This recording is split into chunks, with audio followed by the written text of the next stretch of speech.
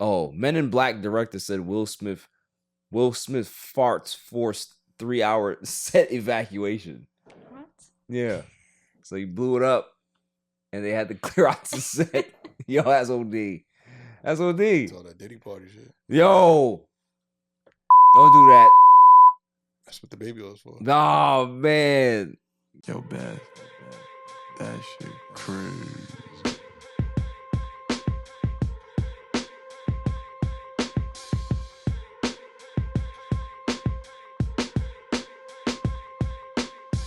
On a Saturday!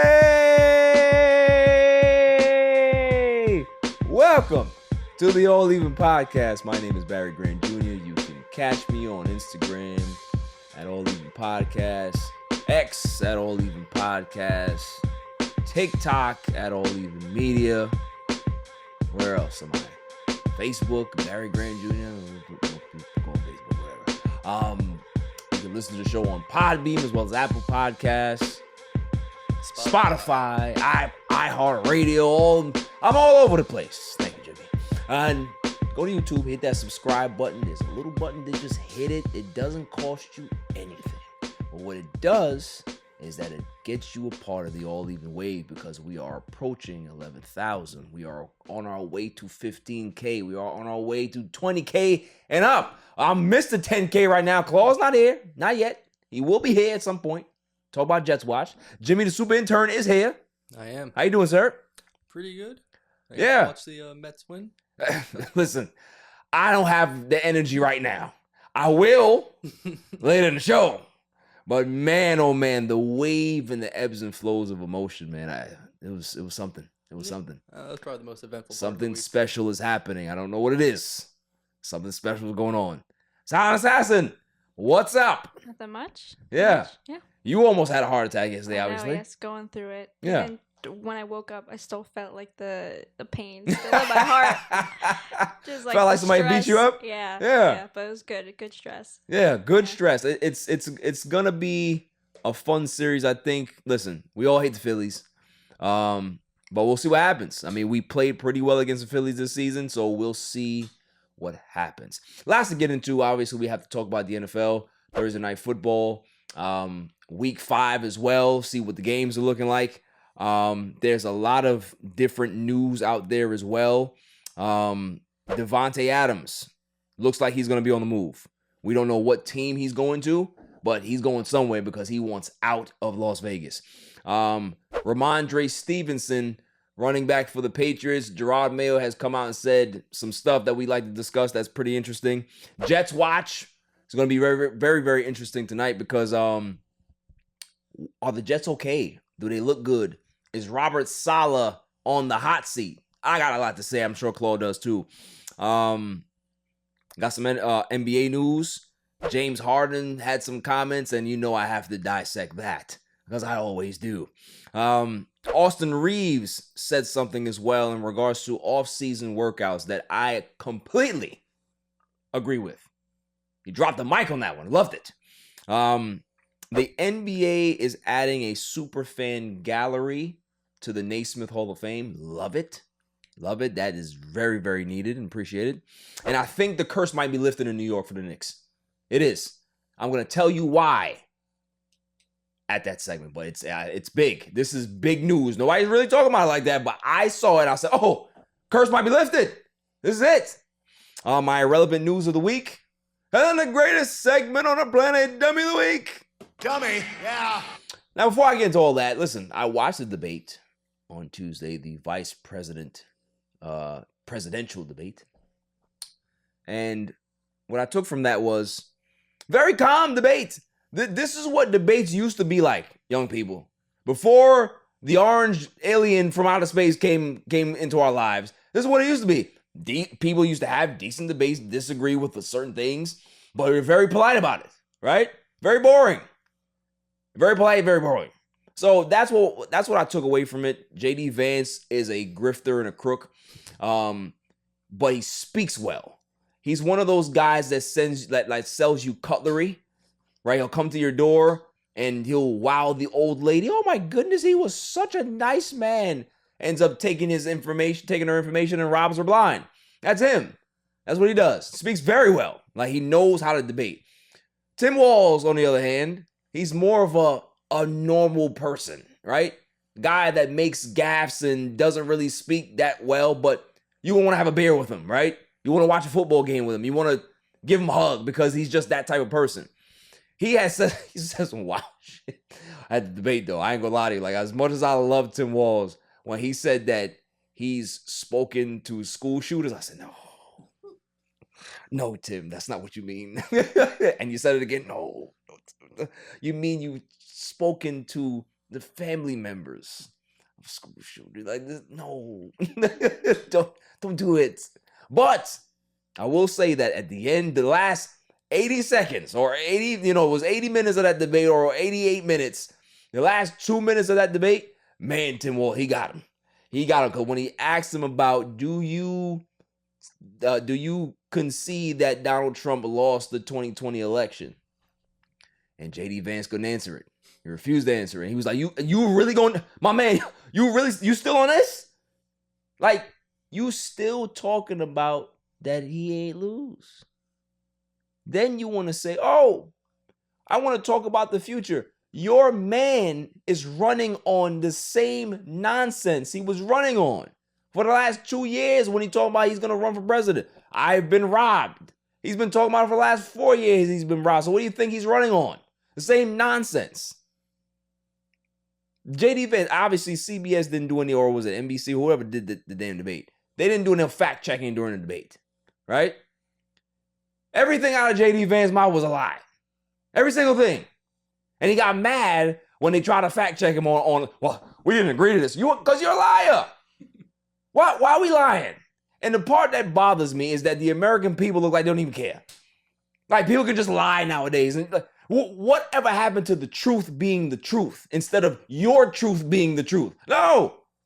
You might be a delusional fuck, right? Some crazy person. That doesn't mean that your truth is the truth.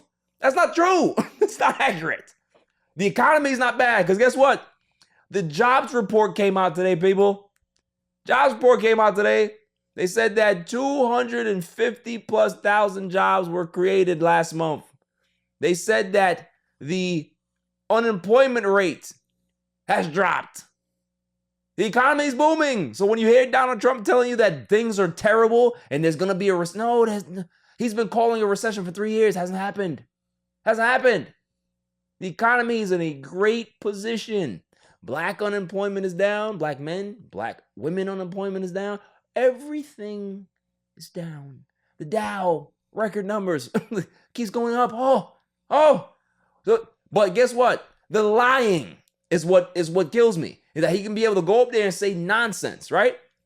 He literally just went up, whatever rally he was at. I think it was Michigan or somewhere he was. He called Kamala Harris a murderer. What? Yeah. Call her a murderer. Under like what?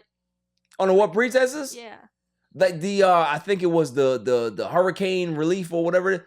There was no, like, it's like, dude, you're talking about toning down the rhetoric. You hear Fox News, they gotta tone it down because they trying to get Trump killed. But you can be able to call her mentally, impaired. You can be able to say she's a murderer, but that's all right. Trump can say what he wants. You see what I'm saying? This is why I don't listen to it. This is why when people start defending it, it's like, bro, are you defending it because it's your job? Or are you defending it because you actually feel this way? And now I have to go ahead and make a decision to think that you're fucking crazy. You have to be crazy to actually side with that. You can't have a rational thought in your head and say that that's okay. That's the ramblings of an old fuck. That's what he is. He's like that grandfather that's racist as hell, right? That you go see every Christmas. He gives you the same sweater every Christmas, right? And then he spews his hateful rhetoric at the Christmas dinner. Oh, grandpa, don't say that, please. That's what he is. That's not a dude that runs for president, though. Yeah, I see a lot of people like, oh, well, he speaks whatever he wants, he's honest. I'm like, but he's not. He's either very harmful with what he says or it's just lies. Right. So I don't care how honest he could be or whatever he wants to say, but it's not helpful to. That's what I'm America, saying. you know That's what I mean? like you're co-signing bullshit. And this is the thing. I said it on X.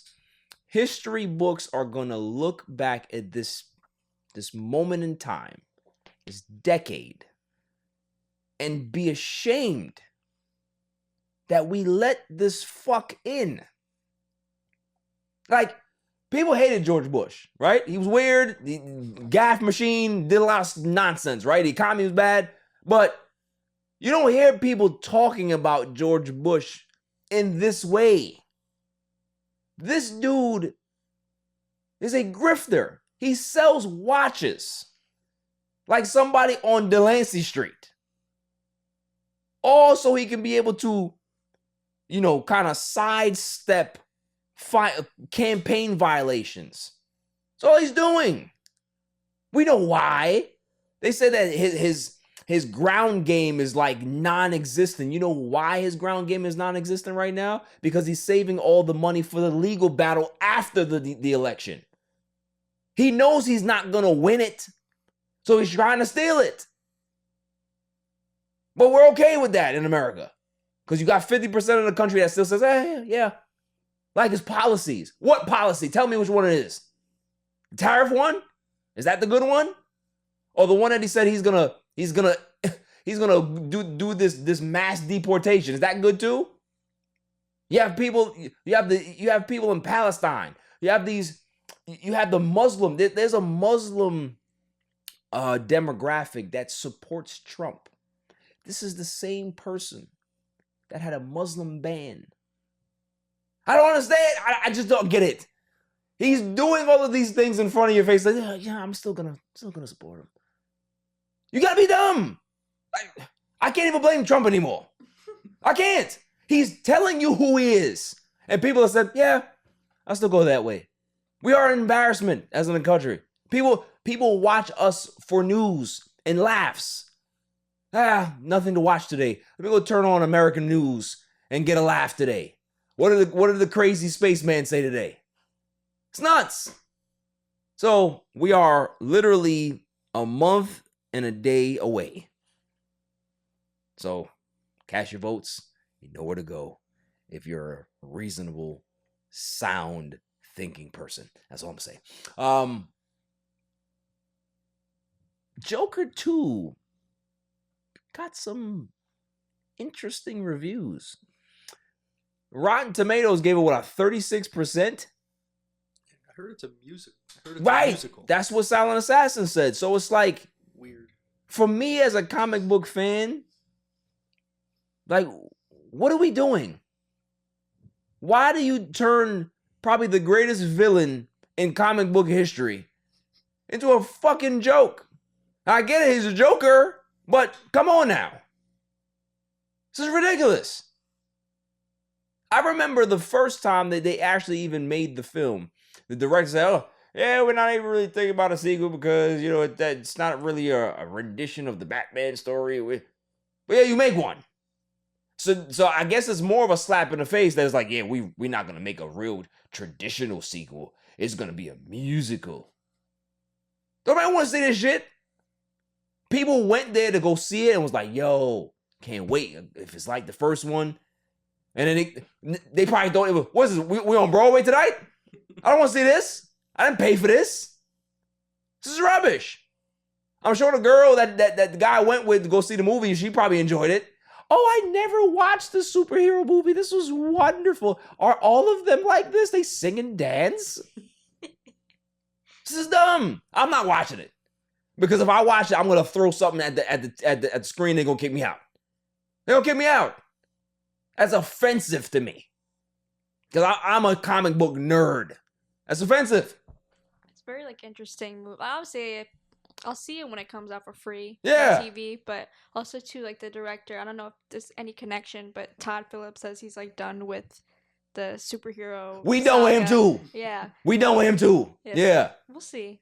Oh, I mean, right when you Lady Gaga is an amazing actress, but when you bring her into a movie, music is involved some part. So it's expected. Well, she was in House of Gucci, right? But I don't know. I feel like it's an interesting move to bring her in to like a superhero world. What's the guy named Phillips? Todd Phillips, yeah. He was brought in to kill it. That's what I believe. He was a double agent. Whoever hired him said, "Yo, kill this, kill it." I don't know what's wrong with DC. Warner is the worst production when it comes to superhero films. They're just dumb. They don't know what they're doing. They have no idea. Like the Flash movie, I think that's probably one of the most decent movies they made. With Michael Keaton and then, like, you know, the whole Flashpoint thing. That was cool. But this shit, embarrassment.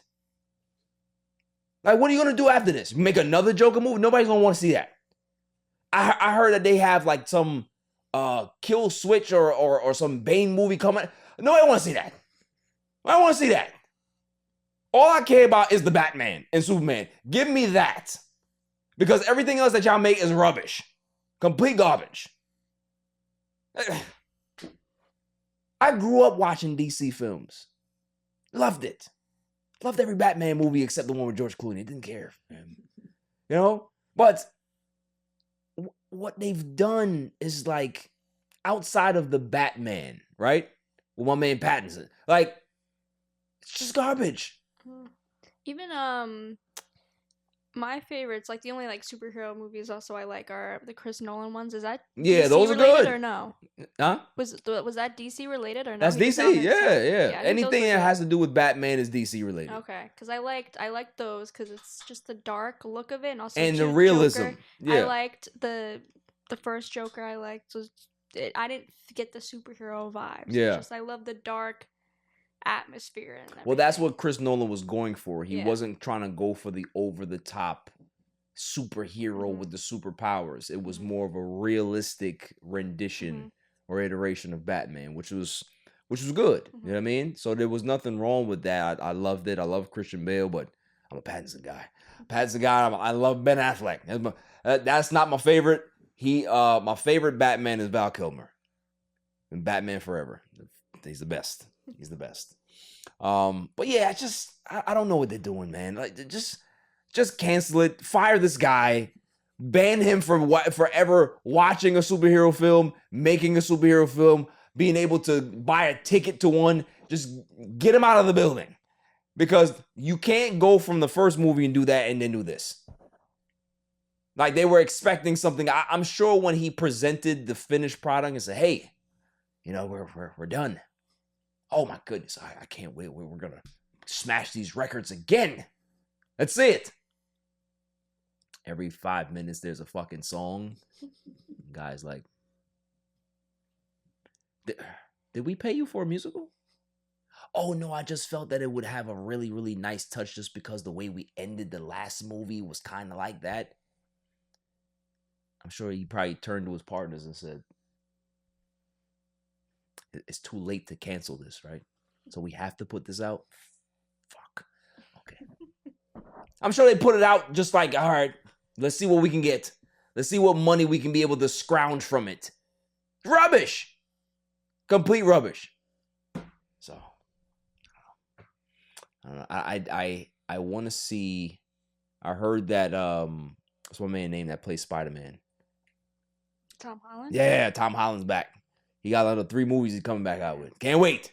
Can't wait. That's some good stuff. Right? That's what Marvel's doing. DC, not so much. I just don't understand it.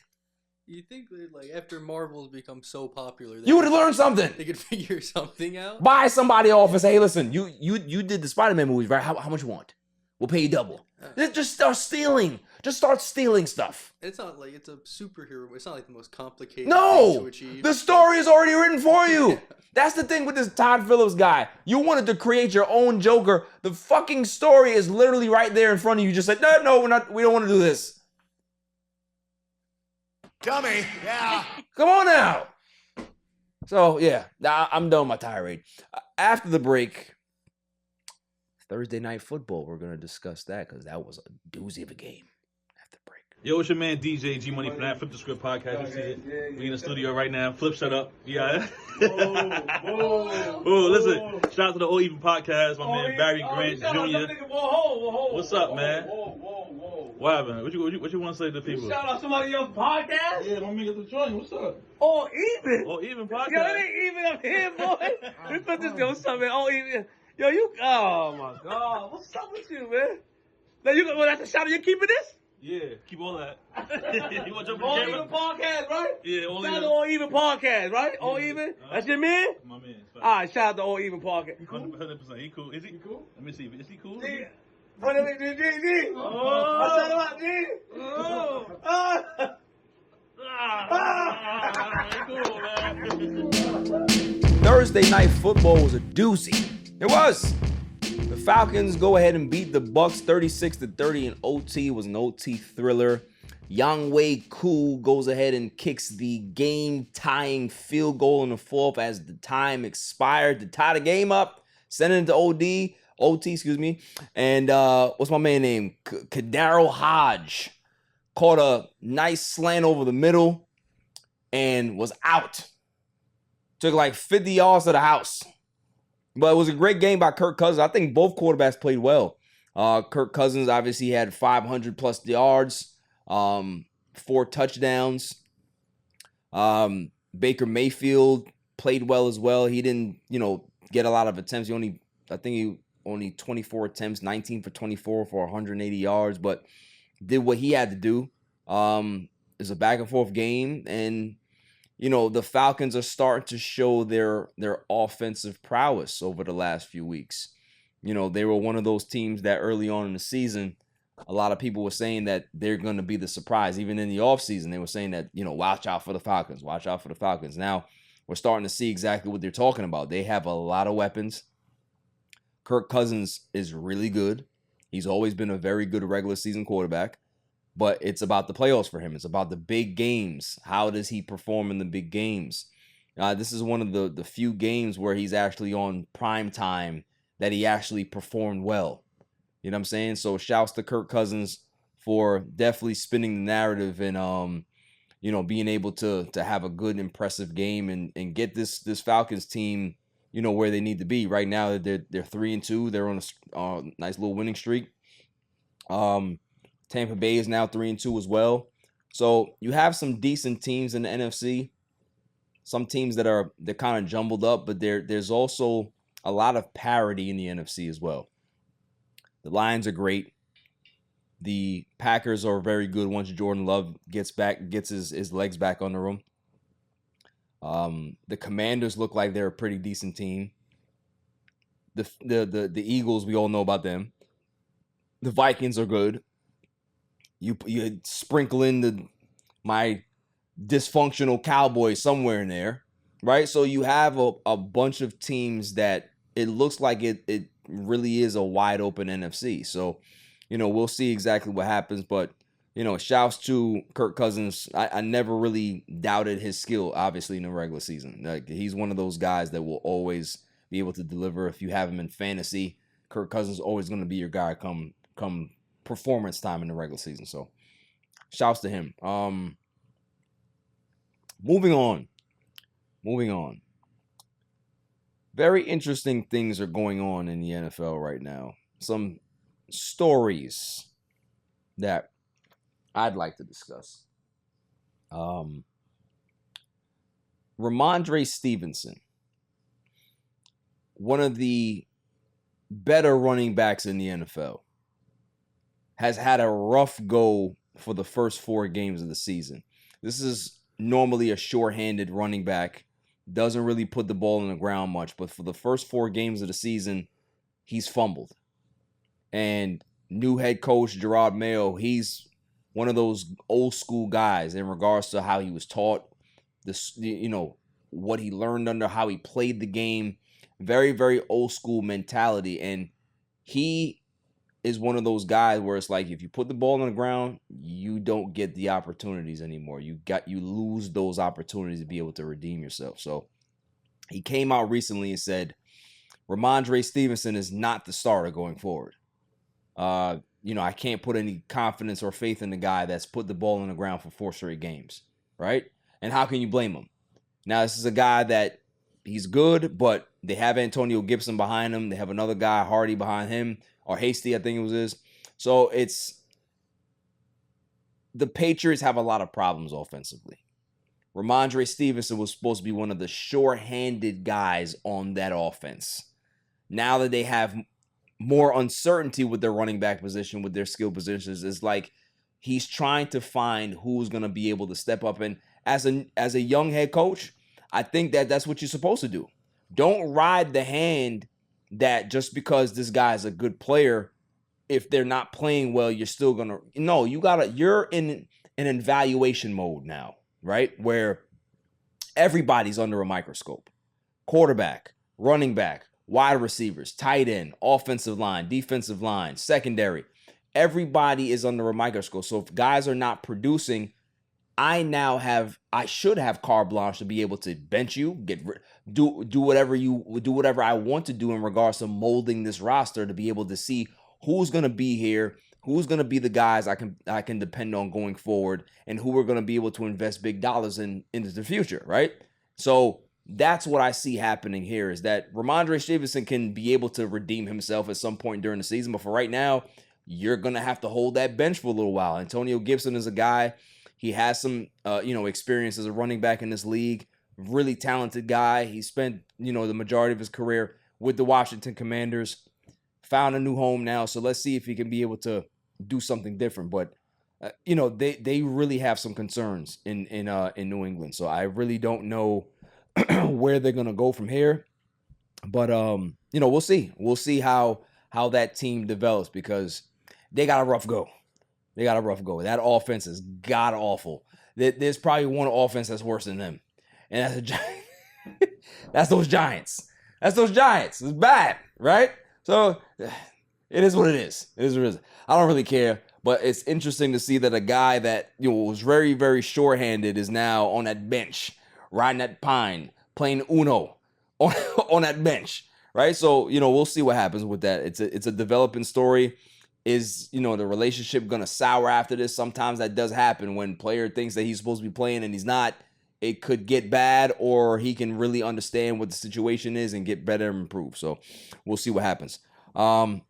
Moving on. Davante Adams wants a trade. Davante Adams wants out of Las Vegas. And the thing that bothers me about this whole story is that this was like the worst kept secret all offseason, right? We seen that they made changes. We seen that there's new structures in place. They had a quarterback situation where, the guy that they had there is Aiden O'Connell, and then they went ahead and they got Gardner Minshew. He's the starter, right? And that's not a guy that you can literally say he's going to be the franchise quarterback. He's a bridge quarterback. Aiden O'Connell, bridge quarterback. They don't have the guy yet. So a guy like Davante Adams that you're paying big dollars to is a number one receiver, wants to be on a contender. It was kind of like the ticking time bomb that was going to go off. And it was like, why wait until a few games into the season you guys do this? You could have probably been able to get a trade in the offseason, got him to whatever destination he wanted to go to, and then have a clean slate to go into the season with very minimum expectations. Guys like Max Crosby and Davante, I think they should start entertaining trades for them, trade offers, and see exactly what they can get for these guys. Because if you can be able to replenish the cabinet with these superstar players from the trades that you get from these superstar players, go ahead and do that, because at this point, ain't nobody coming to Vegas. So you need to go ahead and draft your next superstars, and then you can be able to build outward. Interesting that a lot of people are aligning Davante Adams with the New York Jets just automatically, right? Because Aaron Rodgers is there. That's his man from Green Bay. Is he on his way to the Jets? Possible. But what I'm also hearing, to see the report saying that he has an expanded list. It's not just New York. It's Pittsburgh. It's the Saints. It's the Dallas Cowboys. Cleveland Browns. There's a lot of teams on this list, and there's a lot of teams out there that need a wide receiver. So we're going to see who actually finishes with this actual trade. Like, who actually bites the bullet and gets this done? Because it's going to take maybe a second or third or fourth, any type of combination there, or it'd be a third in the future or a fourth in the future, or whatever it is. It's going to take something high like that. You're not going to get a Davante Adams for a 6th or 7th round pick. So is Jerry Jones willing to be able to pony up the bread? Because the Cowboys do have cap space. The Jets have cap space. I think the Pittsburgh Steelers do as well. So there's some teams out there that have the flexibility and the wiggle room to be able to make this trade and make a splash. So who is going to go ahead and take the plunge?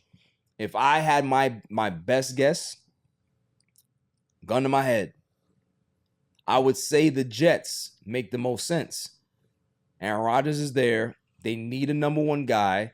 They have Garrett Wilson, who's really, really good. But having a Garrett Wilson paired with a Davante Adams just makes the offense a lot better, a lot easier. You have more weapons now. You have Breece Hall. You have Allen. You have all of these guys that could be able to do different things.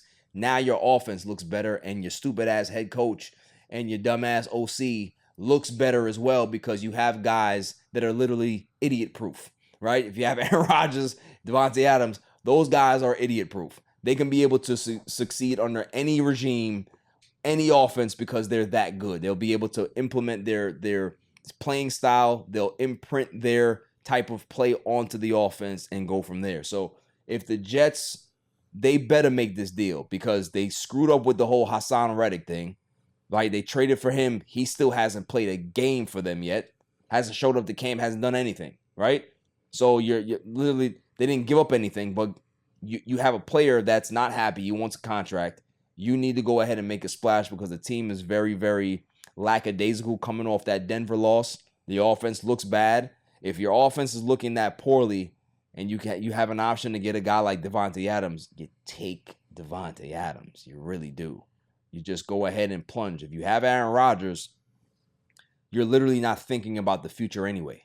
You're thinking about the present. You're thinking about trying to compete now within the next year or two. So if you get Davante Adams for the next year or two, then that's exactly what the window is. So go ahead and capitalize and do whatever you have to do to make sure that you're available and you are in that window of contention. So yeah, gun to my head, Jets have to make this move. If I'm going to put a dark horse team, of course I'm going to put the Cowboys there. Of course. Yes. Dallas. They need it. Outside of CeeDee Lamb, they have no one to throw the football to. Brandon Cooks, whether it's the offensive scheme or he's just cooked himself, right? Brandon Cooks cooked. I don't know. He doesn't look productive.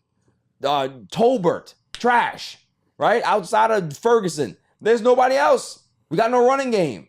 So if you're not going to run the ball, at least be able to pass the ball. Throw it all over the field. That's what I'm saying. So, yeah, they are in desperate need of another weapon. So, yeah, I would say dark horse would definitely be the Dallas Cowboys. Another team that would probably make the splash just to do it, I would say the New Orleans Saints. I think the Saints will go ahead and do something like that as well, because a possession receiver like Davante Adams, you can be able to put him with a Chris Olave.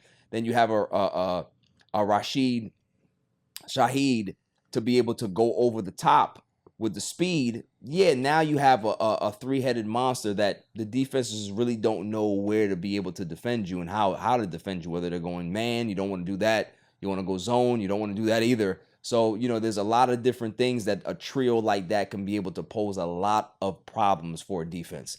So look for the Saints to be able to be aggressive in that as well. So those are my top 3 teams to be able to make this deal, because honestly, they got to make it ASAP, because Davante wants out immediately. And I'm sure Antonio Pierce wants him out immediately as well, because I think he had liked the post talking about, he needs to get traded or something like that. And it was just like, I don't like that. This is the thing with these new age coaches. You too young. Get your ass on social media. You're not supposed to be on there. Be like Bill Belichick and don't say nothing. Don't say nothing. Wear some old ass dirty sweatshirt to every press conference and say, we're on to the next game. That's it. We're on to Cleveland. That's it. Poor Josh, what's his name? Josh Allen got in trouble last week talking about, we got some good receivers over here. We had some good receivers before too. Don't say that. Don't say that. Because then you're going to allow somebody to be able to speculate. When you like a post like that, you don't think that they're going to ask you about that? Hey, Antonio Pierce, I saw you like the post about, Davante Adams getting traded. What's that about? Stop creating stories for your team when you're in that type of position. That's all I'm saying. But yeah, Davante Adams, he got to go. And you need to come right to Dallas. That's all I'm saying. He ain't going to no Giants. Who would want to be a Giant at this point? First off, if you see the uniforms that they put on, what is that? Right? What kind of uniform is that? With the new one? Horrible. Yeah, I don't agree with that. So you could say that. Who built that? Who did that? Who thought it was cool?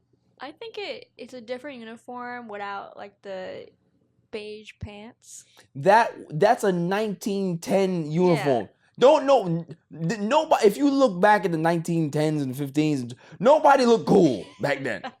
No, they didn't. It looks like they're supposed to be wearing those like caps. Yeah. Old helmets that are like leather or whatever. Right. Even the fits outside of sports, they weren't cool. People just wore what they had to wear. You know what I'm saying? Like, yeah. Babe Ruth didn't look cool. No. Oh. Oh, now. Your pants up to like right. Necks. Pants up to his armpits. That's what he wore. Silly. Yeah, I'm not like the hundreds like year, and then you bring that out. I mean, the top is fine. I'm yeah, top, but the helmet and the pants gotta go. No. Come on with something nice. Yeah. So I'm trying to say, like, whoever is in the Giants organization, somebody needs to come in and say, okay, I'm buying you out. So whatever your price is, Mr. Marek, go. Right? You can go. Then you have that first meeting, right? Hey, listen, like to meet everybody. Hi, what do you do? Oh, okay, you're in marketing. All right. You what do you do? Oh, you design. You're the lead designer here. Okay. And you are head of sales. Okay, so you're the one that handles all the tickets. Got it. So here's what we're gonna do. You see these three people? We're gonna walk you the fuck out right now. Like there's a severance package outside of this door, right on the table. So you take your name, your names are on it, just take your box and you go. That's what you gotta do. You gotta clean that place out. Because there's a lot of trash, there's a lot of muck, there's a lot of stink in New York outside of the Mets and the Yankees. I'm just saying, in the Knicks, right? It's just true. It's just true. What you gotta say? You gotta say something? I got Super Bowls. It's all. Oh my God, here we go. All I got. Super Bowls. you gonna live and die with those Super Bowls. You ain't gonna see no more. That's fine. I'm good. I'm good. Great. So if you never see another Super Bowl, you'll be fine. Obviously, I would like to, but I'm fine without one. Yeah, you can tell your kids, listen, I saw the Giants. I went to the parade. It's great. I wish I went. I didn't go. It was too I went. But you went to the Giants The parade? first one. Yeah. So what are we talking about? I was forced to go. So? Yes, I was forced to go. You cheered? No. I had a Jets jersey on. Who made you go? Casso. Okay. Yeah. How did he force you to go? Yeah, because Carried you out there? Yeah, he's like, you're going. All right. Yeah, let me see what this is about. Oh, so you had some enjoyment. Got to see I did not. Eli with the trophy. It's obnoxious. It's obnoxious. A lot of people didn't like, obnoxious Giants fans were there. Oh, this is the greatest day of my life. Oh, it's not. I saw Strahan. Strahan was on. Yeah, I did. Wait, that was you don't like Strahan? What? 2011? Whatever the first day, whatever the first championship was. 7, 8. Yeah, I think it was 08 or 07, something like that. Yeah. A while ago. So. Ridiculous. Anyway, moving on. I don't think Claw's here, so guess what we're gonna do? We are doing Jets Watch without him. So we went ahead and discussed Davante Adams possibly being a Jet, and that would help them a great deal. But here's the problem. When you saw that game against the Denver Broncos, they scored no touchdowns. They lost 10-9. Aaron Rodgers got hurt with his knee. He was a little gimpy in that game. Couldn't get into the end zone. Running game was non-existent. They couldn't move the ball downfield. Weather conditions were not that great as well. But that's not an excuse to lose to a team where the quarterback threw for 60 yards. That just doesn't make sense that you lose a game like that. You're supposed to have a good defense. Obviously, yes, they only gave up 10 points, but really it's like you're supposed to be a team like that at home. And, you know, there was a lot to talk about the cadences. Aaron Rodgers always has cadences, right, in his offenses. And Robert Saleh said something, yeah, you know, I really don't know about the cadences. Then Aaron Rodgers heard about it and was just like, what? What is this idiot saying? And then a little bit after that, hey, you know, cadences are fine. He got no backbone. Robert Saleh has no backbone. And you can tell that Aaron Rodgers has no respect for the man. Yeah, he doesn't. He has no respect for Robert Saleh. So what's going to happen at this point is that now the clock starts. Now the clock starts because if the season starts to get away from the Jets after everything that they've invested into Aaron Rodgers, into the offensive line, into the skill positions like Mike Williams that's still not healthy. He's never healthy. But they've invested a lot into this team. If they can't get it done, he's going to be out the door before the season's up. And Hackett will be the coach. And don't be surprised if Aaron Rodgers is the one pulling for that to happen. Get his ass the hell out of here. I already got my man in charge. Just give him the head coaching job and we'll go from there. I can see that happening. Is it going to work out? I don't know. We've seen what Nathaniel Hackett did with Denver. Didn't look good. He's over here calling in people for help. Hey, you know how to do these 2-minute drills? I've never heard of it. Like Donald Trump. Never heard of it. Never heard of this. Can you help me with it? So I don't know, but it's concerning to see that a team, if they won that game against Denver, they're 3-1. It's way better than 2-2, obviously. And it makes you look better, makes you have some momentum going into the following weeks. So this is a make or break week for them, the next game that they play. Who's the next game when they schedule? I actually have to look at this. Vikings.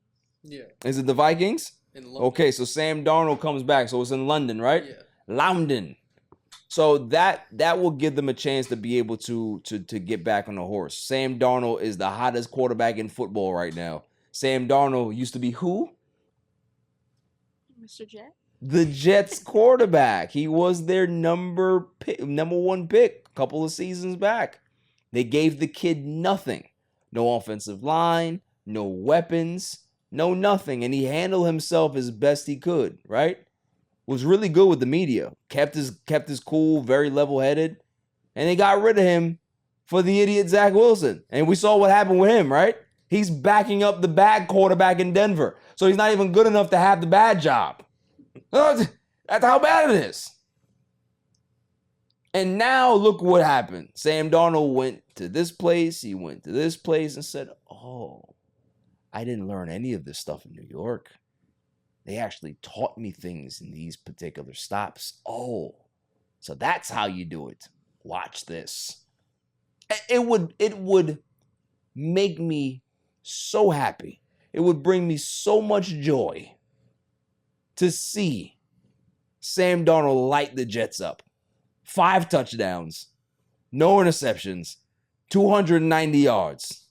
I'd love it because it would be, yes, you shouldn't have never gave up on me because it was never my fault in the first place. It was the idiot GM not giving me weapons and an offensive line for me to deal with. Yeah, I got mono, but I kissed some girl that at a party, and hey, that's what we do. we get mono at these parties. What do you want me to do, right? But come on, outside of that, the man he was flawless. Now Minnesota's the one reaping all the benefits because you have a mature quarterback that's always been good. That's the one thing, you've heard stories about this guy. Oh, we don't know if he's going to be good or not. He's good. He's always good. Always level-headed. He was level-headed at USC. He was level-headed with the Jets. He was level-headed when he went to Carolina for a little bit. He was level-headed when he went to San Francisco and didn't really get an opportunity. And he's level-headed here. It's no shock to me. What would be a shock is if he plays poorly against the Jets. That would be a shock. I expect him to whip their ass. After the break, Week 5 predictions. See what we do. I know my record has not been good over these last few weeks. I don't care. All right, we're gonna do what Trump does and just omit it. We don't care, right? The truth is the truth. We don't follow those. After the break. Locker time. Get in there, download the app, use the promo code GO FOR IT. They're gonna be able to match your first $100. That's big. Go in there, get it done, and you can also find the All Even League. Type that in, type in All Even League. You can join that league. It's not a lot of money, but you will get your bus because I am number one in the rankings. A lot of people don't realize that. I'm number one in my own league. Why? Because I'm just that good. So if you want to go ahead and challenge me, you can. But you can go ahead, use that promo code GO FOR IT. Go ahead and tune in and, lock into the live games that we have on Locker. It's a great app to use. Trust me. All my friends are hooked on it. Silent Assassin, she's made money off of it. And she can't get off of Locker. She's rich. Go on there, download the app, promo code GO FOR IT. You'll never regret it. Sign up with Locker, and I'll see you in the All Even League. Week 5 of the NFL. Predictions. Week 4 was interesting. I don't think I did too well. I saw the games. I was like, my record is probably sub 500, but who cares? We're going to try it again. First game up on the ballot, and hello, Claw, you were here. Hey, what's up, buddy? Good to see you. Right on time. You're wearing the wrong hat. I'm just going to tell you that. What? Like, you are in enemy territory down here with that. With what? It's a combination hat. I don't like that. Yeah. It should just be one.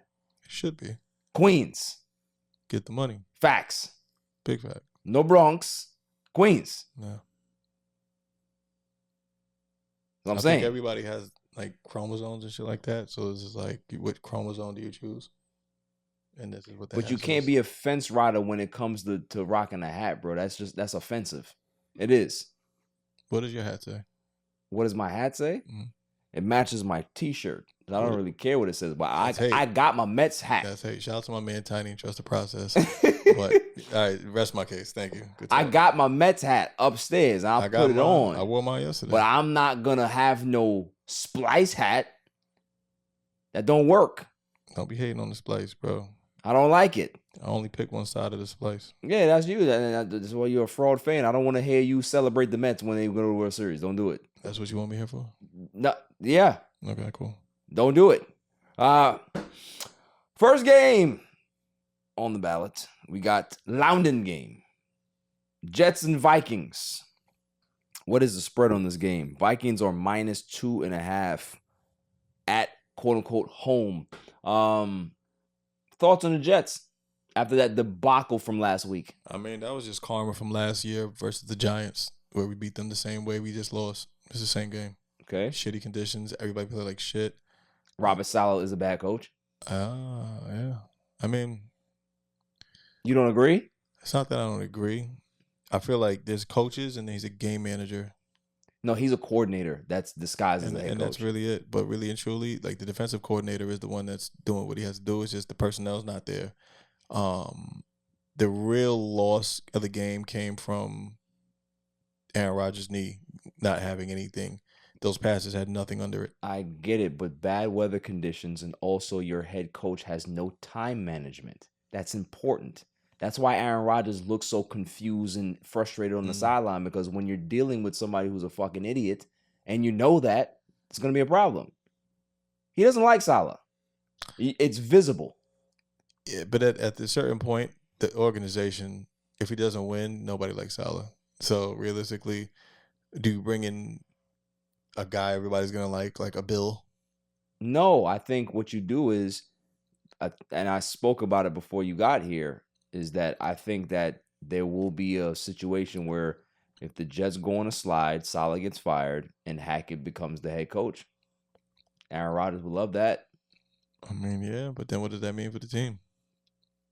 It means that they'll see how they go ahead and go, and then you can't hire a new head coach mid-season. That doesn't happen. It's always going to be an internal hire. No, I get you. I think, I mean, while we're on the topic, it's just the offense is still vanilla. They're not trying shit. They're not lining Garrett Wilson up in different slots. So, I mean, hopefully this Davante thing goes through, because at the end of the day, if that happens, then they have actual flexibility. I get provided not giving up Mike Williams, which, I'm hearing as well. This shit is, I don't know. It's a whole debacle. I don't know why it's even fucking taking so long. It should have been done. He wants to play here. The hoopla of other teams, Derek Carr and him putting an Edgar Allan Poe picture up. You know what that means. Quote the Ravens. Well, the Jets say that they're not rushing this thing, which doesn't make sense to me. Which means they don't have to leverage. Or they're trying to just play the media game, and then they go ahead and pull the trade tomorrow morning. And he's on the flight. Correct. I mean, I'll fucking take it. So we'll see. Who you got winning this game? I got the Vikings winning this game. I think Sam Darnold is going to probably pass for 290, 5 touchdowns.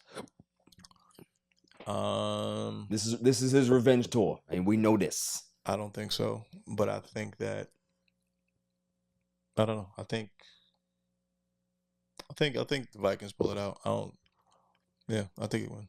I'm not gonna go against the Jets on this one because the momentum's there. Unless the defense can have a stellar game. You're picking the Vikings? I'll pick the Vikings off the trajectory.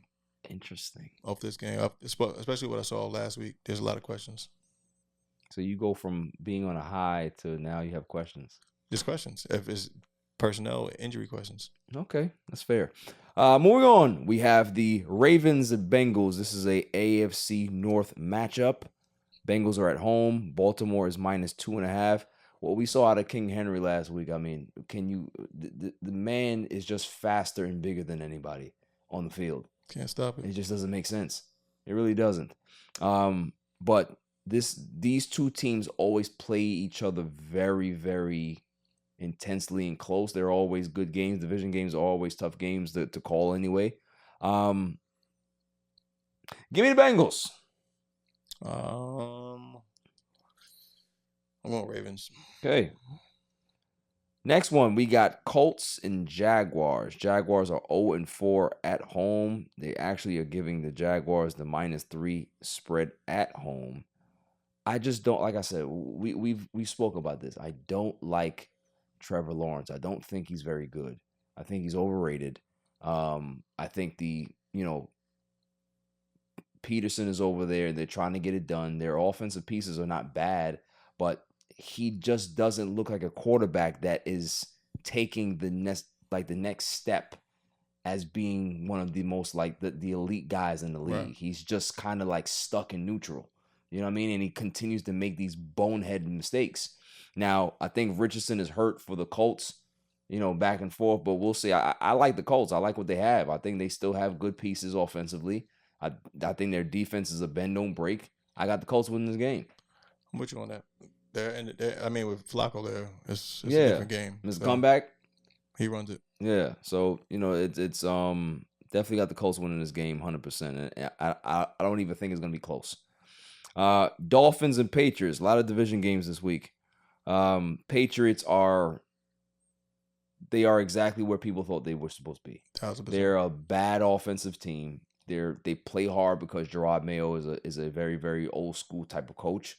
So they're definitely going to play hard for the guy. But Rhamondre Stevenson has been benched. That's crazy. He's fumbled the ball in 4 straight games. So he's lost. He's been demoted. Antonio Gibson is now the starter. And, he has experience. That's a guy that's an actual pretty decent running back. So we'll see what happens there. But all in all, they still don't have any offensive pieces. So I got the Dolphins winning this game. No matter who the quarterback is, I think the Dolphins are going to win this just by default because they have better weapons. If they can stay healthy, even if they are missing a couple of pieces, they're still better than New England. No, I believe so. I think the Dolphins could use a comeback game.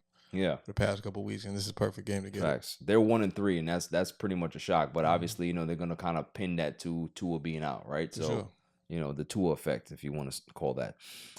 Next game, we got the Browns and Commanders. Shocking, turn of events. The Browns are 1-3, and the Commanders are 3-1. Going Commanders. Commanders are at home -3.5 against the Browns. Deshaun Watson looks like dog shit. Jaden Daniels doesn't. Cooking. That kid is really, really good. It's the Magic Johnson effect. I'm telling you, man, that it's just what it is. We said it last season. I was like, give him 2 years, and he's gonna have that team rolling, and right on brand. Yeah, I got the Commanders as well. Yeah, Their I'm with you. defense looks good. They're gonna be able to get to Deshaun Watson early and often, frustrate him. He's gonna turn the ball over, and they're not gonna be able to run the ball. And the Browns need to run the ball to be effective in regards to their offense, and they're not gonna be able to do that with that staunch pass rush that they have over there with the Commanders. So we both have the Commanders. Bills and Texans. This is going to be a very, very good game. Bills are coming off a very, very disappointing game, but they're still a very good team. Texans are 3-1. Texans are -1 at home. So it's pretty much a pick'em game. Thoughts? I mean, this game really determines some of the faces that you're going to see in the AFC. And when it gets later in the year and in the playoffs, wild cards and all that shit. So I think. Plus, you were talking about this last week in regards to the whole Josh Allen, Stephon Diggs thing. Right, which is controversy, of course, but realistically, I think this is a game it's a make or break game for both teams. You got to get. You're saying make or break. This is a make or break. This is one of those games that you're gonna have to deal with. It's gonna haunt you. Like the Jets Broncos game was a game that's gonna haunt you when you're trying to get into the playoffs. You lost the division game, AFC game. That's gonna fuck Conference you up. game. Yeah. So I feel like at the end of the day, this is one of those ones. Okay, that's fair. I'm gonna go Texans. I think they're more electrifying. So you got C.J. Stroud pulling it out I at think home. so. I got Bills. Okay. I got the Bills. I think the Bills will bounce back. I think they were very lackadaisical. I think they kind of gave up in that game. And I think you'll see a lot more fight this game. If they don't, then, like you said, there's going to be some concerns. Dumpster fire bowl here. The Panthers and Bears. Bears defense has looked pretty decent this season. Caleb Williams has not looked good yet. But it's still young in his career. I'm not going to criticize him too much. It's more about getting the reps, having the game slow down for him, getting the experience. But Andy Dalton and those boys, they look all right, man. I'm not going to lie to you. They do. They're cooking. Andy Dalton does it. I got the Panthers. I'll go the same way. I don't have much faith in Not even Bears D? Nah, it's not, I mean, granted, no. No? They beefed up their Austin. They ain't touched their defense like that. All right, that's fair. We have a division AFC West game. Raiders and Broncos. Broncos are coming off the big win against your Jets. Raiders are in, I wouldn't say free fall. They're at 2-2, which is pretty decent for them. But things are changing in regards to the dynamic of their team. They're moving away from their number one receiver. That might be better for their offense, puts less pressure on the quarterback, and everybody can be able to kind of, live up or go into certain roles and step up. So, I got the Raiders. I think the Raiders are a more talented team. I think Crosby is going to be able to get to Mr. Bo Nix and frustrate him the entire game. I don't think Bo Nix is all that good. They do have a very gritty team over there because it's a Sean Payton-led team. So we'll see. But I got the Raiders winning this game. I'm going to go Raiders as well. I mean, realistically, I don't want to say, but it's Sean Payton, man. Like, I'm going to go actually Broncos. Broncos might have some fuck around momentum and turn into something that they shouldn't be. Yeah. And it's going to happen. It's just inevitable. I feel like they have that type of team. Right. Especially when there's no, I heard last week during the broadcast that there's no number one picks on the team. Right. This Bo Nix maybe, no, he wasn't even the number one. No. Yeah, there's no number one pick. So that type of shit, Cinderella story, come on, bro. Cinderella, I wouldn't call him that far. I ain't going that far. It'll turn into something. This game coming up right here is interesting. Cardinals and 49ers. 49ers are 2-2 at home. It's a -7.5 spread. Good gravy. Does Marvin Harrison Jr. see the end zone again this week? 49ers defense is not to play with, bro. So, neither is Marvin Harrison Jr. I'm just saying. So, but with a Kyler Murray, it can happen. So I'm gonna go. It's a toss up. I'm gonna see. I got 49ers. I'm gonna go Cardinals for the upset, only for the fact that 49ers. They deserve one. It's a division game. It can go anyway. So you got the Cardinals? I got the Cardinals. Okay, cool. Packers at Rams. Packers are -3 on the road. Jordan Love is back. I like that team. I also like the Rams, but the Rams are also a little banged up. Very banged up. With some bad luck as well. I'm going Rams. Well, just call me crazy. I give me some Sean McVay and some Matthew Stafford. I can't go against it. I'd want the Packers to win, but I think the Rams are gonna pull it out. It's just they compete all the way through. Yeah, and they're home. I think they're gonna get a little edge. This is gonna be an interesting game too. Giants and Seahawks. Geno Smith has played very, very well this season. They're 3-1. They've played good enough to be 4-0. You know what I mean? What is the spread? -7. It should be -17. This is how bad the Giants are. They're just a bad watch. I got the Seahawks winning this game in a blowout, more than a touchdown. The way Vegas has been going, I'm just gonna go Giants because when the spread is that high, you're going against the grain. I respect it. You got to, bro. Yeah. I have a feeling there's gonna be some weird shit happening. Yeah, I get it. Are the Giants home? No, they're on the road. They're at the 6-man. You sure you want to reconsider?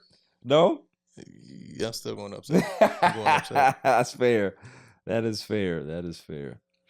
And here's my locker game and pick of the week. You have the Cowboys and Steelers. Sunday night game. It's a really, really good game.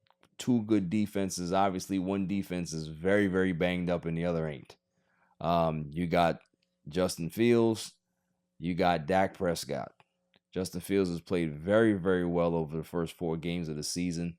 And the fact that Pittsburgh can run the football, Dallas can't stop the run. There's no Micah. There's no DeMarcus Lawrence. This is going to be a problem. And I am going with the Steelers winning this game. They're going to win this game. Yeah, I don't think it's going to be a high-scoring game. It will be a low-scoring game, but I think the Pittsburgh Steelers will win. If I'm going to give a score, I haven't given a score yet, but if I will give a score, 21-17. Yeah, and make sure you put that Lockers app link in there so they can come play the game with you. It's a great time. Yeah, absolutely. All the kids are doing it. Yeah, all the kids are doing it. So go to Locker, download the app, type in All Even League, join the league. There's other leagues that you can be able to join as well. There's a deposit match to $100.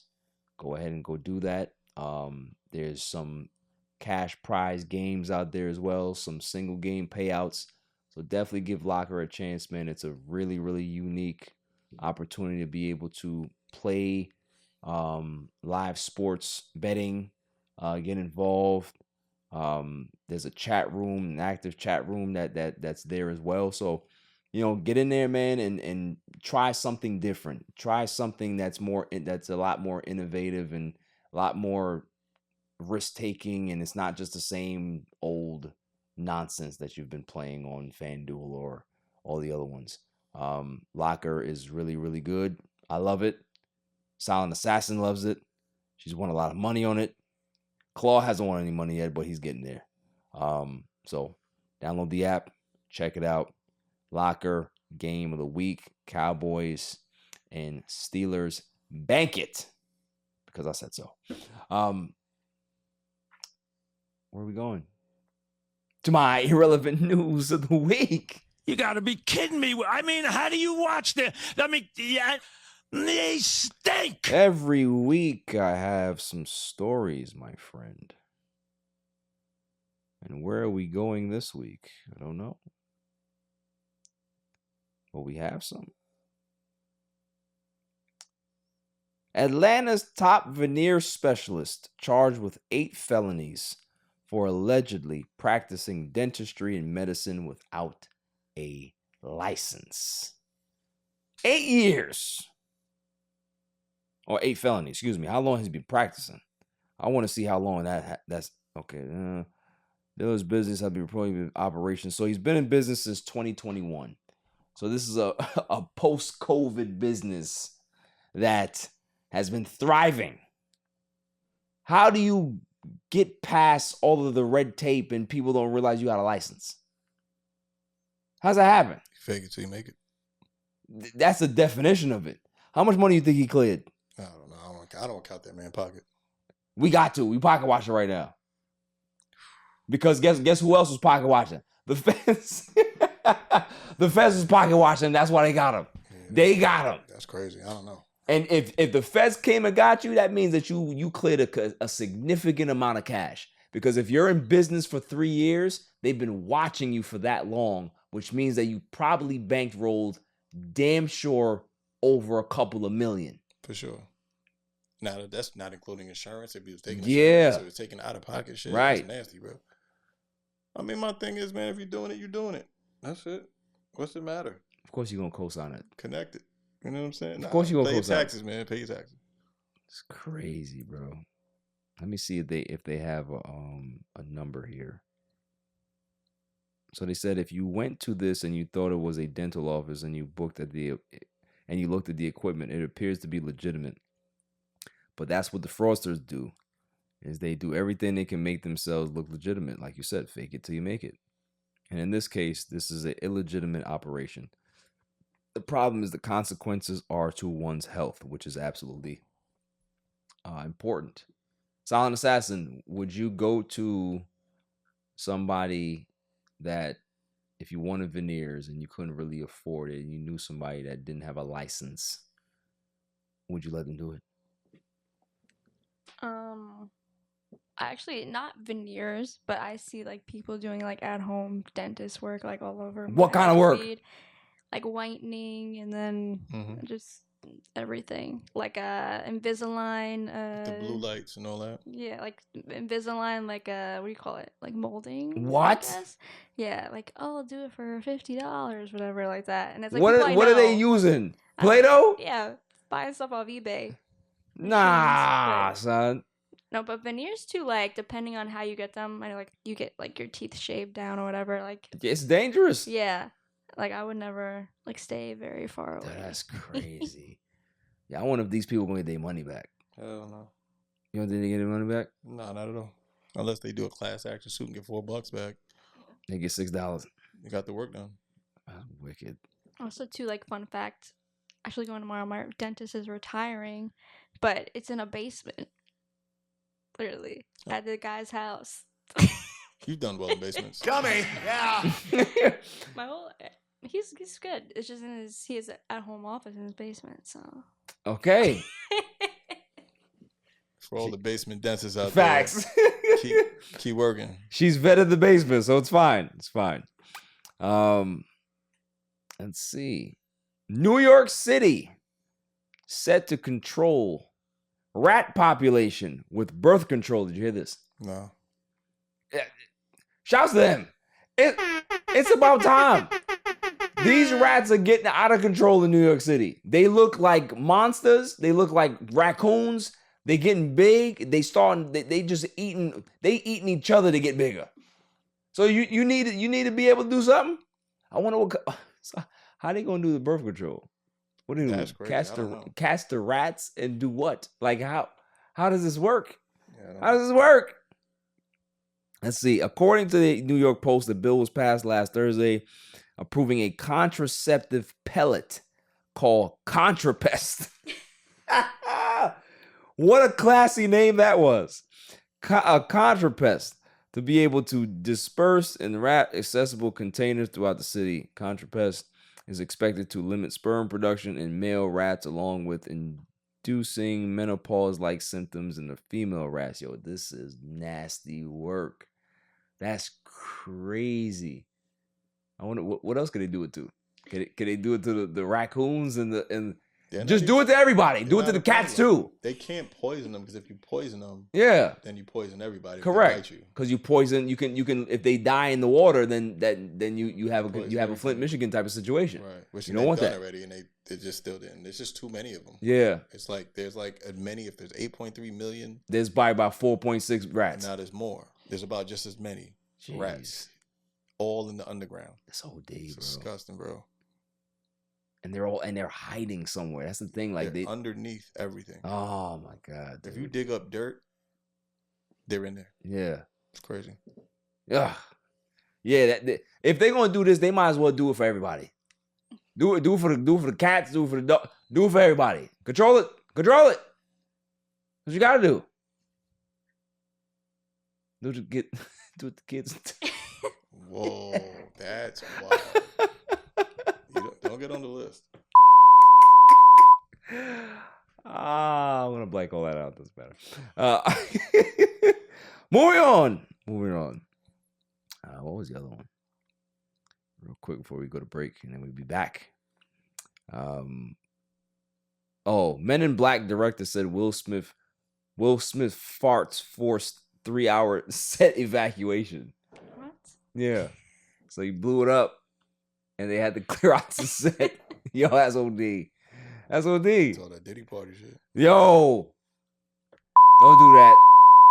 That's what the baby was for. Oh man, that's crazy.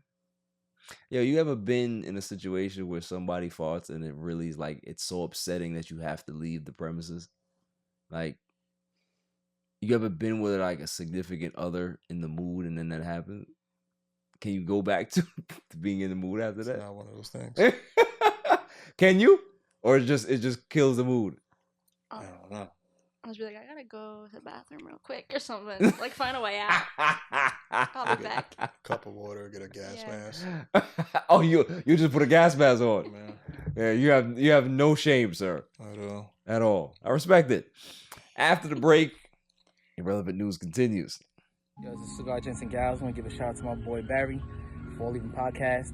Keep doing your thing, bro. Killing it. Irrelevant News continues. Next story.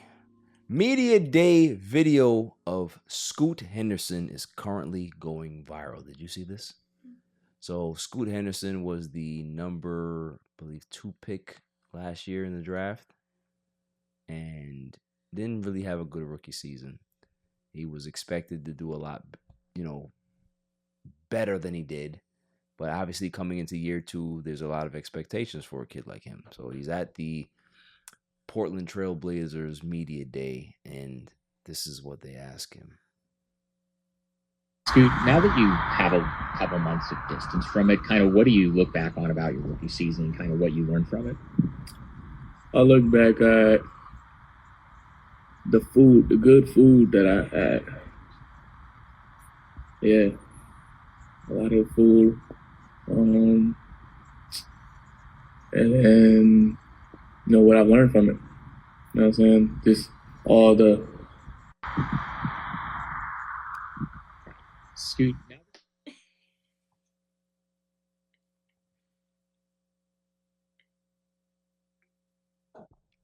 They asked him a question.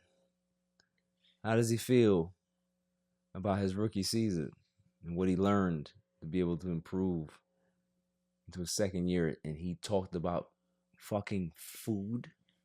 Like he's either really dumb or on drugs. There's no in between. So like, how's like the team react to that? I just kick him off. Yo, they must be. They're very concerned at this point. I'm sure. You're probably getting drug tested every 6 hours. Hey, Scoot, just stopping by. Can you pee in this cup for me, please? Like, this you should see his face. This ain't a joke. This ain't a joke. This man was serious. This generation, I don't know. I feel bad for your generation, Silent Assassin. I do. Because a lot of you don't have many brain cells to work with. And by the time you get to my age or more advanced, I just don't know what would be left. I don't know. You're fine because you hang out with a lot of smart people. But some of these other guys, they're just done. Like, what are you talking? Food? They asked you a basketball question and you can't give them a basketball answer? Mm-hmm. That's concerning. Yeah. That means that you are not somebody that the franchise can trust to have interviews. They may have to just ban you from speaking to them. No. You can talk to anybody else in here. Don't talk to Scoot. No, just leave him alone, okay? He has his balloon in his hand and he wants to just go over there and play with the red balloon. Like, leave him alone. Like, dude.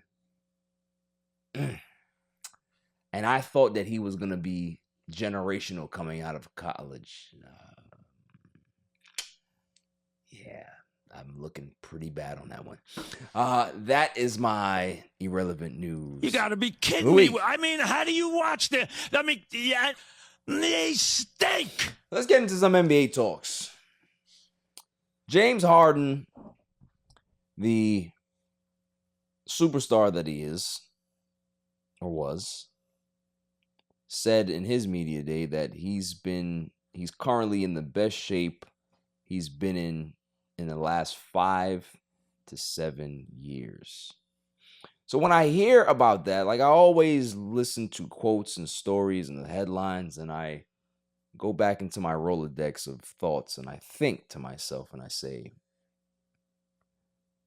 if you're in the best shape of your career, or that you've been in the last 5 to 7 years, then what happened the last 5 to 7 years? So you just didn't want to do anything? You were on great teams like Philadelphia. You were with Brooklyn. You were with all these organizations that you could have advanced and went deep, into the playoffs and probably got to a championship, but you didn't feel that it was necessary for you to be in tip-top shape to play with those great players, Kevin Durant, Joel Embiid, the list goes on. You went to the Clippers. You didn't think that it would behoove you to be in the best shape of your life. But here's the problem now, right? And this is why I always tell people you can always recognize selfish. Who's no longer on the LA Clippers this year, Silent Assassin? Paul George is no longer there. He went to Philly to go play with Joel Embiid. Russell Westbrook is no longer a Clipper. He's a Denver Nugget. They lost a lot of pieces. So, of course, now you want to be in the best shape of your life. You know why? Because now nobody's in your way to get the shots and all the ball handling duties for the team, which means that you're going to be the primary guy again. So, of course, selfishly, you're going to go put yourself in the shape. Oh, makes sense. We all know that Kawhi Leonard is going to play about 30 games this season. So they're going to be relying on your play throughout the regular season to get them where they need to be. I can see right through people like James Harden. I really can. It just screams insecurity and unprofessionalism, where you just can't make sure that you prepare yourself for an NBA season. LeBron James in year 28.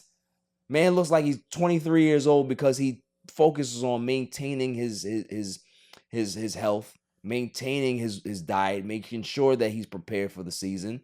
Whatever happens during the season, regardless of where the Lakers finish or whatever it is, it's not a lack of preparation on his part. But when guys like purposely come into camp out of shape and they're not in the best shape, like, this is your job. So the fact that you're going ahead, you go ahead and admit this, how does that make an organization feel?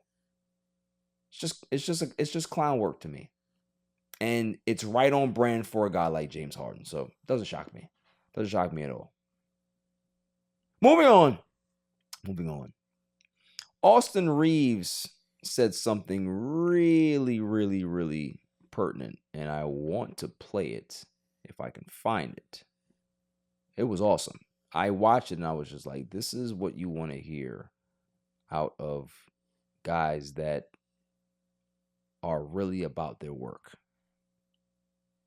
Me, it's just like, and this is for me, like, why do I have to, prove to everybody that I'm working out? Like, I know what I'm doing. I know that I'm in the gym. I don't have to, post it on Instagram for however many people to see. I think that's kind of, just you're wanting to show off what you're doing. I'm not saying it's the wrong thing, because there's multiple things that I've seen online of people working out that, you know, you can take and use it as helpful stuff. It's just not for me. I don't post a lot anyway. Like you said, you probably see more golf on my page. But it's not really it's not a bad thing if you do it. It's just not what I do. You see, I'm going to go a little step further. It is a bad thing because, you know, you ever heard of this term, thirst trap on social media? You hear about that all the time, right? Yeah. That's exactly what these NBA players are doing to these fans. So when you see bums and criminals like Ben Simmons has been stealing money from the Brooklyn Nets since he got there, posting workout videos every season, and every season he don't play, thirst trap for sports fans. It is. Oh, yo, he's in the lab. Every athlete is in the lab. That doesn't mean that I have to post my videos to make you realize that I'm working out. I'm not. Yeah, I don't get, because like everyone works a normal, like that's part of their job is to stay in shape. So me filming stuff, I'm not posting every single like thing I'm working on. It's literally a thirst trap. That's all it is. Yeah. Yo, look, he's hitting jump shots in practice. Every basketball player hits jump shots in practice. They do. Practice.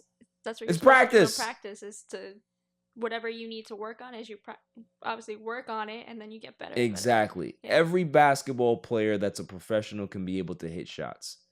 When there's no competition and you're just in a gym shooting, you can hit shots. So if somebody records that, you're going to hit 9 out of 10 because that's normally what you do in practice. Yeah, to be honest, if you can't do that, then you shouldn't be playing basketball. Exactly. You know what I'm saying? So when people send me videos of, oh, Russell Westbrook is hitting threes in these workouts, it's a fucking workout. I don't care. I don't care.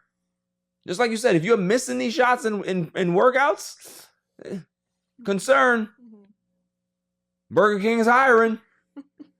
You're going to be like that kid that says, I'm giving up basketball for Jesus. Like, for real. So Austin Reaves got it right. Why do I need to post the workouts? And obviously, he's a good kid, so he's not going to throw shade at nobody and say, listen, I think it's clown work, right? I'm going to say it, though. It's clown work. Like, I don't think that you should be posting workouts all the time. It just looks like a thirst trap. Like I said, it's the worst type of thirst trap for a sports fan. It really is. If they had OnlyFans for sports fans, they'd buy into that nonsense. Oh, Ben Simmons' workout, $30. Like, what are you doing? Yeah, especially too, like you said, like an injured player coming back from like rehab. Yeah, he's, getting better. Let me see, and then just non-existent. In rubbish season. receptacle does nothing. Yeah, got this big ass hype video that they spend all these hours filming and garbage. I'm not doing that. I'm not buying into that. That's why I keep telling you, the timeline for Ben Simmons, and I heard somebody was like, hey, Ben Simmons going to get, if he does, great. I'm not going to expect it because it's Ben Simmons. If he gives you anything, hey, that's what he's supposed to do. Moving on.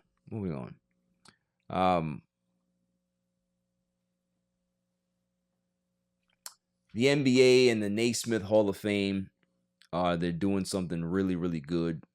They are adding the SUPERFAN dynamic to the Hall of Fame.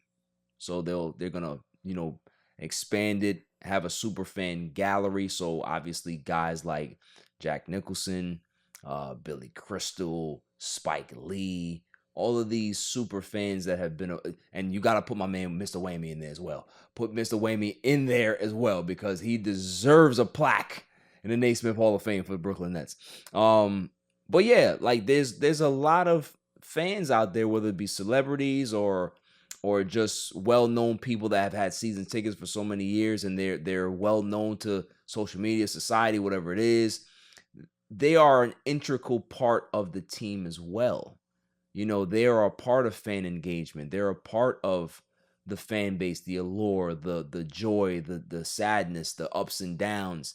They go through those same emotions and journeys with the team as well. So why not give them their respect? Why not give them their credit? Why not give them a place in the Naismith Hall of Fame so people can say, yo, I never even realized that these people were a part of these organizations and they're actually like super fans. That's pretty cool. I could be able to become a super fan, or a celebrity that I love as a super fan, and they can be one day enshrined into the Naismith Hall of Fame as a super fan in this gallery, in this particular section. That's pretty exciting. So I think that's a great addition for the NBA to be able to do that, the Naismith Hall of Fame to do that. And I think that it's it just gives a different feel and a different dynamic and a more of a family oriented type of situation, and that's cool. I think Spike Lee deserves his own section of all the things that he's gone through as a Knicks fan, all the attires that he's worn, all the interactions that he's had with players over the years, with Steph Curry, with guys like Reggie Miller, and it's just it's really cool to be able to have that dynamic. So shouts to the NBA, shouts to Adam Silver, shouts to the Naismith Hall of Fame to be able to do this. This was a home run. Moving on. I think if you're a Knicks fan, the curse has been lifted. Finally, people have been talking about the curse of Patrick Ewing for a very, very long time. We're talking about 24 years. Patrick Ewing was traded away from the New York Knicks, traded to the Seattle Supersonics, and he always looked horrible in that Supersonics jersey. It was bad. It wasn't even like the good Supersonics jersey. It was the old one, and it had like brown and green. It was just bad, right? Got traded there. Then he spent some time with the Orlando Magic, and then he was gone. He was retired. Well, there was a curse of Patrick Ewing on this franchise ever since. They haven't gotten close to the NBA Finals. They haven't gotten close to being consistently good since he's left. Well, the Jalen Brunson era has had some highlights, some lowlights, but they just recently made a big trade for Karl Anthony Towns. And now Patrick Ewing is back as like a special ambassador for the team. And I truly believe that this is the way that New York fans are going to be happy that the Knicks will possibly lift the curse of Patrick Ewing because he's back in the organization. I'm not a Knicks fan, but I love Patrick Ewing. So the fact that he's back, I love it. Shouts to Pat. I think Knicks fans could be able to, share a sigh of relief at this point, because it's just like, oh my God, well, when was this going to happen? I always felt this black cloud over this franchise, kind of like the Wilpons, right? I like the Wilpons, what they did to us as Met fans over the years. Like we finally got that cheap monkey off our back, and now we're riding high. Doesn't matter if we lose, but we just feel better now because we know that we have an owner that can be able to go out there and say, don't worry about it, guys. I can spend, all right? I can spend, and we can erase all of this pain in one off season. So the fact that Pat is back, salute to Pat. I want to see exactly what he does for the Knicks. I think this should have been done decades ago. He's been an integral part of the Knicks franchise. People still talk about the 90s runs, the 94 run, the 98, the 99. They still talk about all the great Knicks teams that Patrick Ewing was a part of. And for him to be back in the organization in some capacity, it is a home run, a big time home run for the Knicks. And I think the curse has been lifted. So shouts to y'all. Moving on to the greatest segment on the planet, Dummy of the Week. Dummy, yeah. Every week I go around the room and I ask who is the Dummy of the Week. Actually, no. I'm not going to do Dummy of the Week yet. Because we got to talk about these Mets. Damn that. I am not going to Dummy of the Week because we have to celebrate with the damn Mets. We have to. Now, I famously was on this show and I had my tirade, right? What was that, June? Somewhere? Yeah. A couple months ago. Yeah, I went nuts on the Mets. I'm finished. I'm done. I don't care anymore. Put the tarp over the fucking field. It's over. All right. I don't want to hear nothing. Don't talk about no David Stearns. I don't want to see a press conference. I don't want to see nothing. Well, I haven't watched the game since. And since that time, they have been the best team in baseball. And I gotta respect it. But here's what happens in that situation, Silent Assassin. I have not watched the game, so I have not enjoyed the ebbs and flows of emotion that's been happening in this playoff stretch. I've seen what's going on. I'm looking at the tea leaves. I'm actually even watching the game cast on my phone, but I refuse to watch a physical game. I'm not doing it. So let's speak about it. Wild card game, right? Brewers. What is it? 8th inning? 9th. When did the Brewers hit the home run? Was it 7th? It was the 7th. Yeah. Bottom of the 7th, back-to-back home runs. They go up 2-0. So it's the top of the 9th. It's literally, we're at the wit's end. I was like, I saw the score. My man Chris, you text me. My boy Bishop texted me. I was like, it's over. It's over. My friend Darren Campbell, shouts to him in Canada. He hit me up and was like, oh, you know, what's going on with your Mets? It don't look good. I'm like, it's over. Good season. And put my phone down.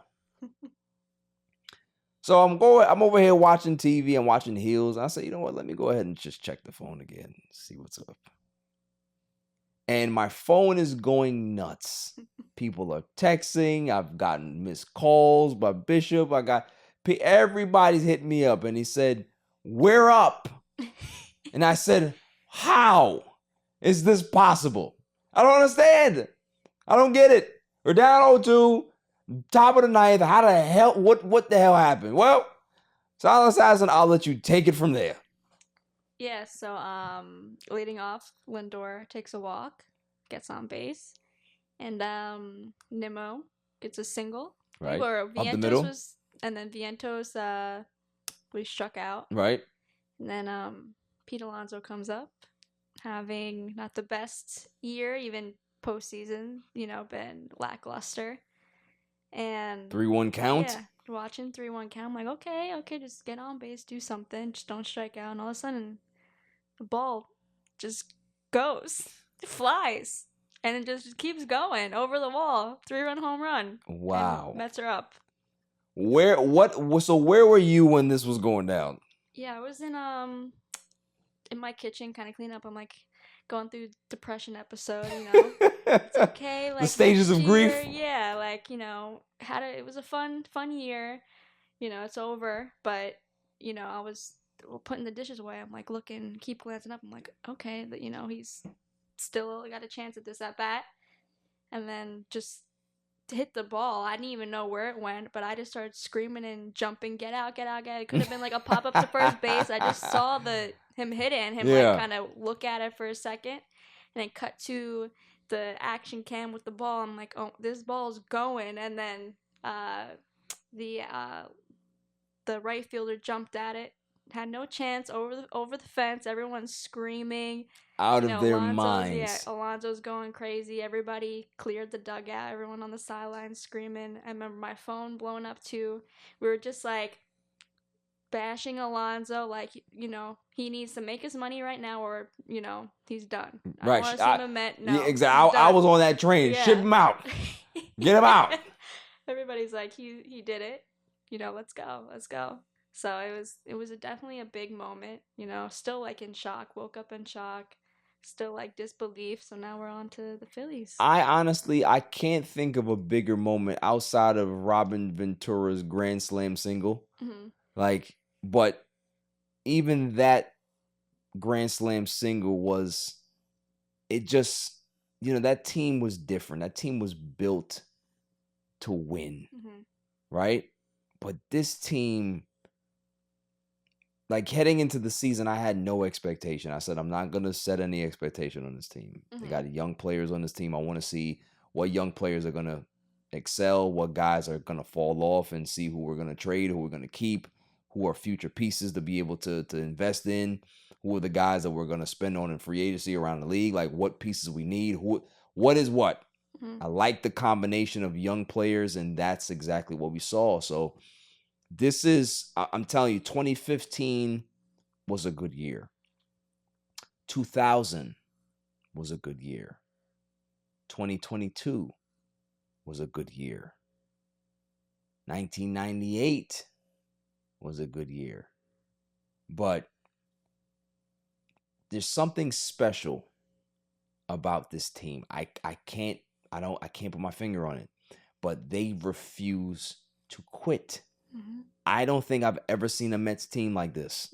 That it doesn't matter what time of the game it is, they will come up and bite you. Like even if they're down 9-3, that lead isn't safe.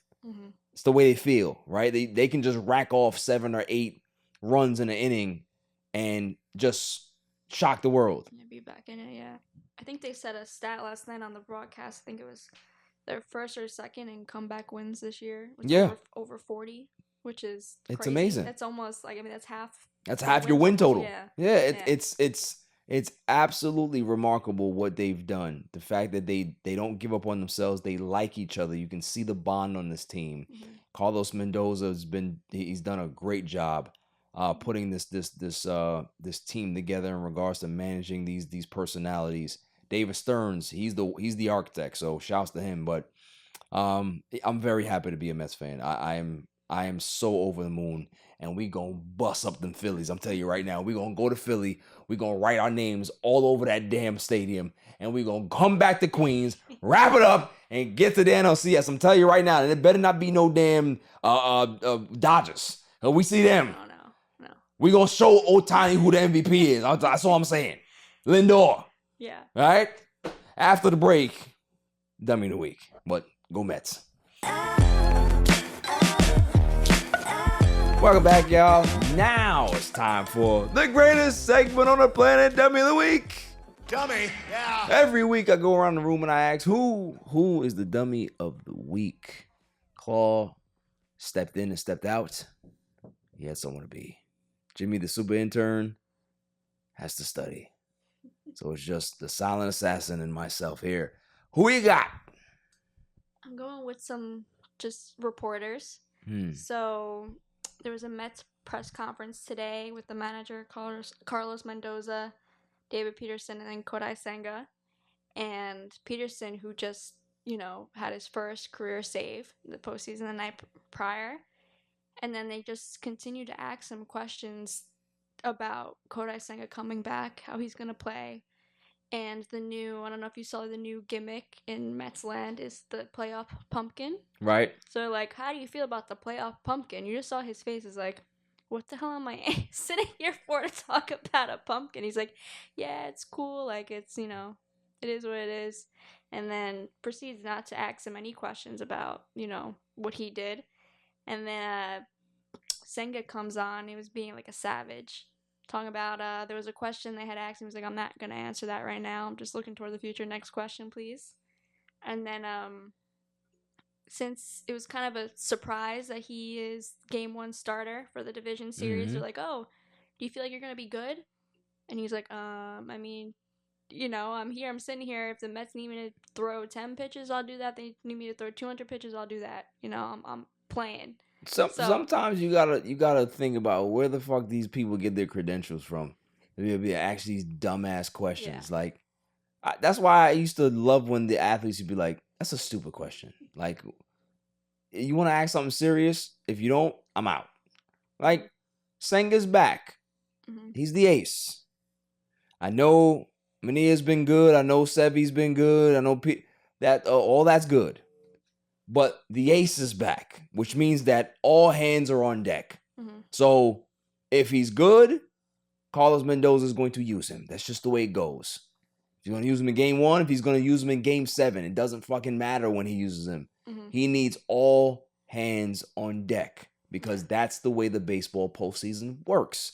So if this guy doesn't realize that, or he's just working for one of those publications that are just not really that reputable, then you'll get stupid ass questions like that. So yeah, whoever that guy was gets the dummy. Yeah. Don't be asking no ghost man, no questions. Okay, he can pitch anytime for the Mets because if you're gonna go ahead and shut out those Phillies for 5 innings and then we go to the bullpen and then we get to the closing and Edwin Diaz be able to close the door, that's all I need. I don't need Sanger to go 9. No. I don't even need him to go 5. Go 4. Yeah, go 4. It's a postseason. It's different. Yeah. You just gotta get something. Give us something. Yeah, keep them within the game, and we're good. That's it. If you give up a run or 2, I'm all right with that because we got a whole game to be able to get that back. 6 or 7, that's a lot. That's a lot. A couple, we good with that because this Mets team is very, very resilient, man. Yeah, it's a good one. Obviously, we're keeping this Mets theme going. It's really good. Shouts to Brandon Nimmo too. His grandmother passed, and what are the set of circumstances to have to play under and have that happen the way it happened. The big 3 coming through and delivering and getting the Mets here. It's what you want to see. So, yeah, shouts to the Mets and Brandon Nimmo, but no shouts to that super ass reporter. Dummy. That's good. I have mine. And I'll be short and brief because this is dumb and really funny. May I have the drum roll, please? And the winner for Dummy of the Week, Rashee Rice's mother. She gets the dummy. Now, I understand that there's a lot going on in the Rice household at this point. Rashee Rice tore his ACL. They're actually trying to get confirmation on that because they don't know the extent of the damage of the knee. So he might, it's not really clear, but there's some injury there. He's probably going to be shut down for the year. But I know Rashee Rice plays for the Chiefs. I know he has an NFL contract, which means that he's making way more money than me sitting here. He's making way more money than Silent Assassin. He's making way more money than anybody that I know in my particular circle of people at this current moment. Why, oh why, would his mother steal a package that's not hers? And she knew it too because she's looking in the camera like, we got you. They got a Ring camera. They got you. You hear her sliding it with her foot a little bit and then yeah. Picks it up. I got the video right here. Listen. Listen to this crook. Come on, fam. Slide in the box. We hear it. And then you look like, yo, why? It's like kids. Anytime a kid does something and they know they can call it, they look at you. Yeah. Innocence. She even got the jersey on. Yo, you got the jersey on and the kid got the jersey on. We know it's you. We got him. Come on now. He gonna look at you, Ma. I tore my knee and now I got an answer for you now stealing boxes, bro. You work for Amazon. That's what these Amazon people do. They steal the boxes. Yeah. Okay, isn't he also had the car incident? Yeah. In the offseason. Criminals. Family criminals. Man, this is bad, man. This don't look good. You had the offseason trouble. You go ahead and tear the ACL. Your mother's a klepto. What the hell are we doing? Damn, Winona Ryder ass. What are you doing? What are you doing? Put the box back and actually leave the box and leave $100 bill and say, I'm sorry. My son does play for the NFL. I apologize. I didn't know that. You can't even apologize. You can't even say that, hey, I thought it was mine. You knew it wasn't yours because you looked in the camera. We got you. We got you. Mama Rice don't do that. All right? I don't like to come at moms, but come on now. You got to set an example. There's a little kid in front of you. That's a grandkid or something. Come on now. That was your accomplice. Don't do that. Know how to steal. Or don't do it at all. That's what I'm saying. Dummy. Yeah. That's all for the show. Silent Assassin, great work. There's a lot of good stuff over on the horizon. But also, too, sign up to Locker. Shameless plug, but I'm going to put it in there anyway. It's a great app. It's fun. Download the app. Find the All Even League. Go join other leagues. Use the promo code. Go for it. Go in there. Do your stuff. Get your money. All right. If you like to gamble, if you like to have live sports betting, it's all there. Give it a shot. FanDuel started somewhere. Lockers is on a rise as well. So join that All Even League and make sure you know that I'm number one in my own league because I am that good. People don't realize that, but join it. Quick PSA. I like to end with the show. My PSA is always live in the moment in life because you never know when things are going to be taken away from you. Take a guy like Brandon Nimmo, for example. His grandmother was in her late 80s, had complications in COVID, got the call that she passed an hour prior to game time. Having to deal with that, the ebbs and flows of emotion, being able to perform at a high level to get your team and advance your team to where they need to be, takes a level of concentration and a level of understanding to live in the moment. Loss is a big thing in our lives, whether it be financial, whether it be, personal in regards to a family member, a friend, a significant other. But understand that whatever it is, you can be able to overcome it. If that person is no longer in your life, understand that they want you to continue to be able to live in the moment in regards to moving on and trying to get stronger and make sure you're there to support your family, support yourself, to be able to live on for them. Look at Brandon Nimmo. Knew his grandmother had, so many good memories and watched the grandkids and kids grow up and was able to enjoy certain memories with him. And that's what he hung on to. He lived in the moment. He realized that sometimes things are bigger than myself, but I'm not going to dwell on this because she wouldn't want me to. Same thing I say about my mom as well. I miss her every day. But I know she was one of those people like, don't dwell on this. Move on. Live your life. Be happy. Find things that are going to make you happy and go towards that. So live in the moment. We are in a very big inflection point in our world right now. There's heightened tension in our politics. There's heightened sensitivity in our society in regards to our economics or our standards and our movies, our culture, our way of speaking. Things are changing rapidly. People want to erase things in school books or take away things, and it's a way of having to focus, live in the moment, and focus on the things that are important in your life. Don't worry about all the fucking noise that's out there, because noise is just noise if you allow it to affect you. Noise doesn't have to affect you if you don't put any attention into it. That's all I'm saying. Live in the moment, understand what your purpose is, and push forward. That's it. I'm not even going to talk about no politics. I've done that already. I've told you to do it. Vote. All right, we're a month out. You know what to do. Don't listen to the lies and propaganda. Listen to the truth.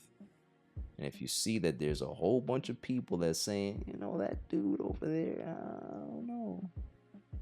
Make up your own mind. Don't let somebody make it up for you. That's all I'm saying. That's all for the show. Silent Assassin, salutes to you. Till next week, stay safe. Stay cool. Peace. Go Mets. Go Mets. Mets in 5. All right? Mets in 5. I don't care. I don't care what nobody want to tell me. Mets in 5. We're going to go down to Philly. We're going to stomp their ass out. Okay? We're going to come back to Queens. Do what we got to do in Queens. because Queens get the money, and we're gonna win. I don't care. That's what I'm thinking. Mets in 5, and we're gonna go to the NLCS. We're gonna do whatever the hell we gotta do. We're gonna get to the World Series. We're gonna play those Yankees, and we're gonna stop them too. It's gonna be the greatest season in baseball history. They're gonna make a movie over this. They are. They're gonna make a movie over this. Go Mets, Queens. My son is the champ, so get over it.